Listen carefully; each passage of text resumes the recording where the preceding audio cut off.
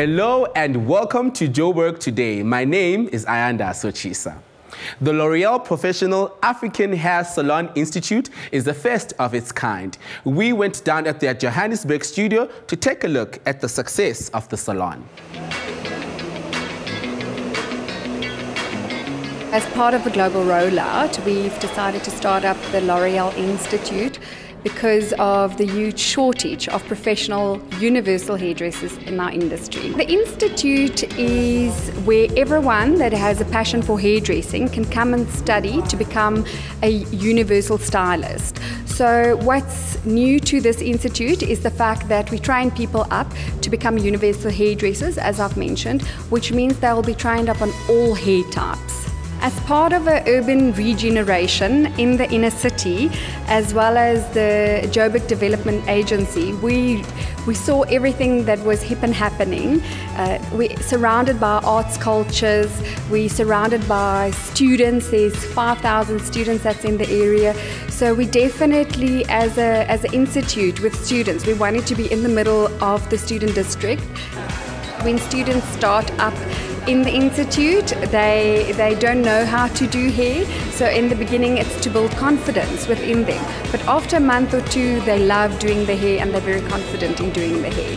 Well, I came here, I was not a hairdresser. I've never touched even an Afrocomb or a brush before in my life. So I came here, I was an empty cup. And when they told me it's an 8-month course, I was like, can this really happen in 8 months? But what has happened between February and now has totally changed my life. I'm a full hairdresser. I can do any hair, and I know so much about hair, and I know I'm also a business owner, I'm a salon owner. I know so much about how to run a business, how to do my finances. At the moment in South Africa we still have a separation. We've got ethnic salons and we've got salons catering for Caucasian clients. But here, if you do come to the Institute at L'Oreal, you learn how to deal with all types of hair. And that's so exciting because it gave me a new dream, not just only to be a hairdresser, but to be able to literally help any woman or guy walking through the door. World-class service, it's what L'Oreal Institute in Braamfontein promises their customers for different types of hair. Taking care of your hair doesn't have to be a hassle anymore because the L'Oreal Institute promises nothing but greatness. I'm Mpoma Sheho for Joburg Today.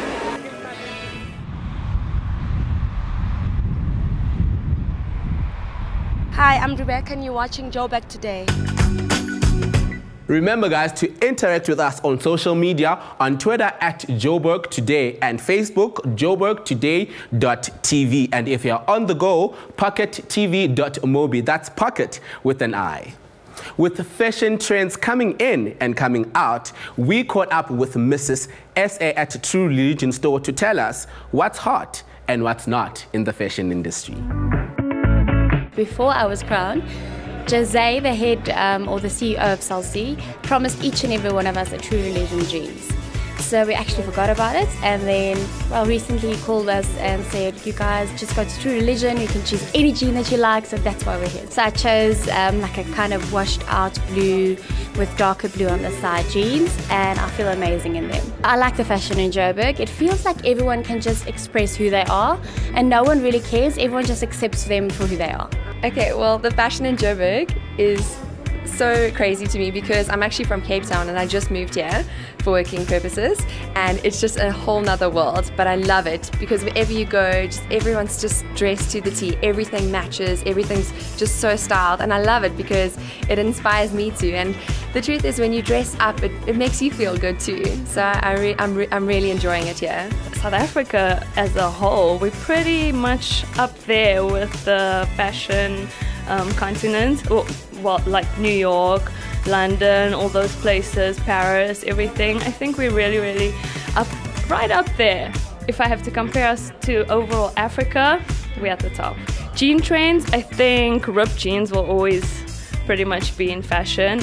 Skinny jeans, you need a really dark blue skinny jeans in your wardrobe. It's classic. I don't think it will ever go out of fashion. Fashion is clearly a girl's best friend, and Joburg today got to spend time with Miss South Africa 2014 in Sandton at True Religion store to see what's happening in the latest trends since spring is coming out.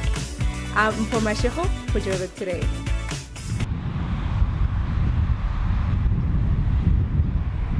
Hi, I'm Rochelle and you're watching Joburg today. Up next, we are talking to after-graduate actress, choreographer, and businesswoman Thandi Matlala about the 27 Dresses initiative. In studio today, we have Thandi Matlala, who is giving away 27 dresses around Gauteng province. Thandi, just please tell us, where does this 27 dresses initiative come from? 27 Dresses was born because I'm turning 27 this year. And every year for my birthday, I come up with a different charity initiative around my birthday because I always just believe when you are blessed, you need to bless other people. So I was like, so what am I going to do this year? And there's a movie called 27 Dresses, which I love dearly, you know. It's about a woman who's constantly a bridesmaid and she's never the bride. And then I decided that because I go to so many red carpet events, once you've worn a dress to a red carpet event, you can never wear it again. So I put all these elements together and I said, okay, I've got dresses. They can be 27. I love the movie 27 Dresses and I'm turning 27. Why not give away 27 dresses? Then I had to think of a creative way to give them away. And I said, well, I need to give them to underprivileged matriculants around the Gauteng province. And there's a certain criteria that they need to follow for them in order to win the dress. Okay, and then what is the criteria that you're talking about? The girls need to be overachievers at school, either academically, sports participation, or giving back to the community. Purely because I didn't want to use just one of them, because not everybody is academic, not everybody can, you know, play sports, but I also wanted to incorporate people who actually give back to the community. Because I looked at situations and I said, firstly, if these children are underprivileged, they've got challenges at home, starting from things like, you'll find that the child is very intelligent, but she cannot give 100% to her studies purely because when she knocks off from school, she needs to go home, take her grandmother to the hospital to go and get her daily injection or whatever the case is, come back home, cook for her 4 sibling, you know, brothers and sisters.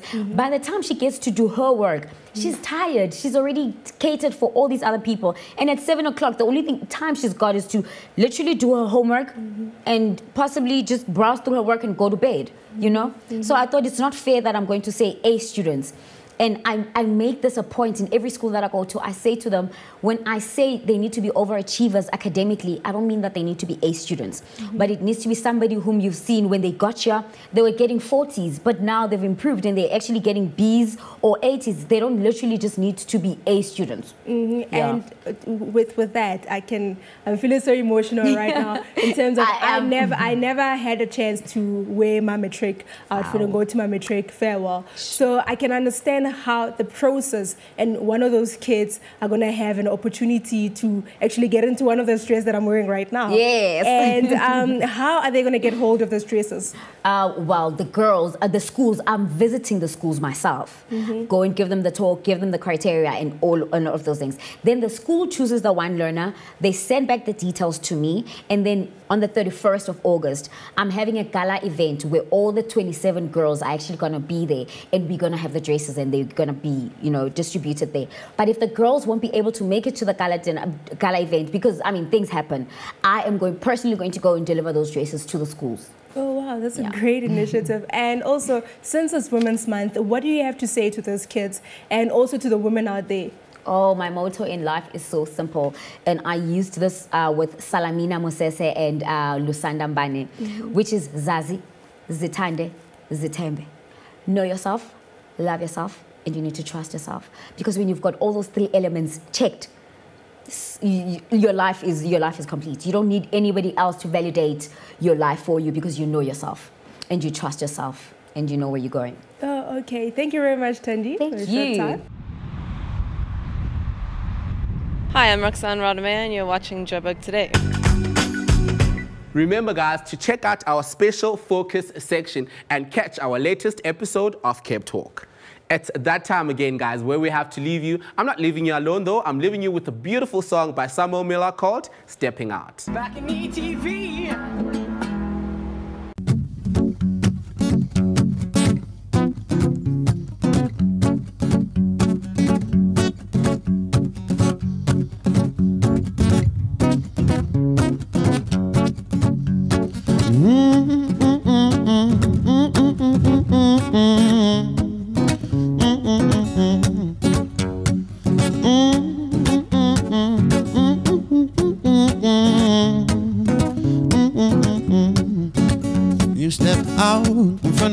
the other. Oh, in your mind there's so much to discover. Oh, make sense of it. Oh, and on my back, no weight from another, feeling so free, just me and my lover. Oh, make sense of it. Oh.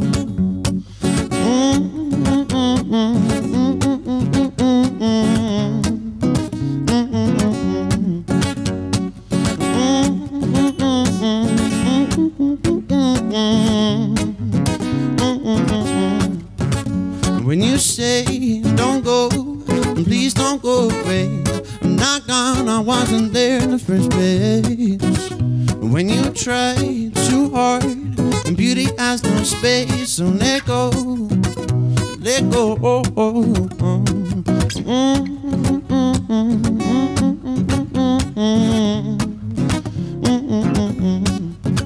You step back, say you got a fear of rejection, your own worst enemy's your own reflection. Oh, make sense of it. Oh, why you scared? Don't let life slip by. The same four walls, the same 9 to 5. Oh no, make sense of it. Oh, when you say don't go, please don't go away, I'm not gone, I wasn't there in the first place. When you try too hard and beauty has no space, so let go, let go.